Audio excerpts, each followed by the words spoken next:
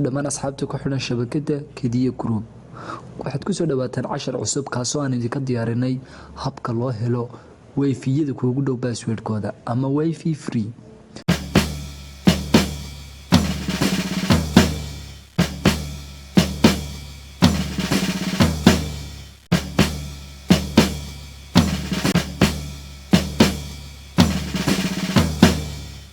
iyadoo lagu sheegin password-ka cidna aanay ku sheegin sida aad ku heli karto mobilkaaga isagoo kaaga baahnayn wax root ah iyo wax kale toona kaliya uu kaaga baahan yahay inaad soo download gareysato application ama aad soo degsato kadibna aad mobilkaaga ku shubato kaliya intaas uu kaaga baahan yahay.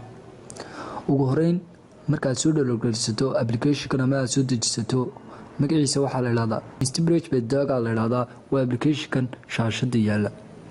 marka application aad soo dejisato waxaan ku dhigayaa xagga hoose ee video-ga ama description-ka aad ka soo download gareysan kartaa adigoo raacaya linkiga aan ku soo dhigay video-ga hoostiisa.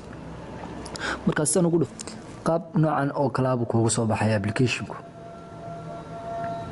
qaab noocan oo kale markuu kuugu soo baxay application-ku imika waxay igu jira password waxay igu jira ujeeda kan ugu sareeya ee la yiraahdo Yasin ay ku qorantay wifi-gaas ay igu jira imika hadaan sidhaado bal arag password-kiisa waa kan password-kiisu laakiin wifi-gan halkan ku qoran Damal Hotel anigu ma hayo password-kiisa.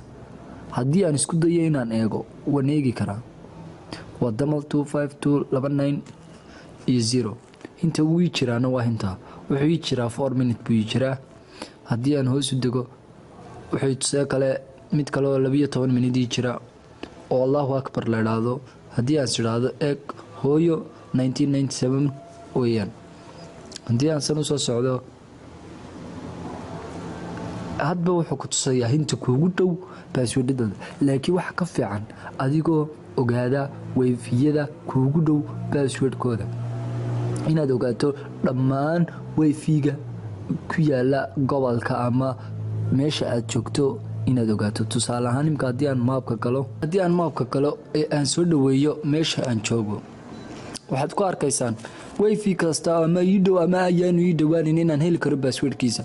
tusaale ahaan imka haddii aan kan ku dhufto huruuda waka nashaad password-kiisa haddii aan isiraahdo waka F42 waa number kan kale haddii aan isiraahdo warsame haddii aan sidhaado arag password-kiisa 44 iyo 48 weeyaan.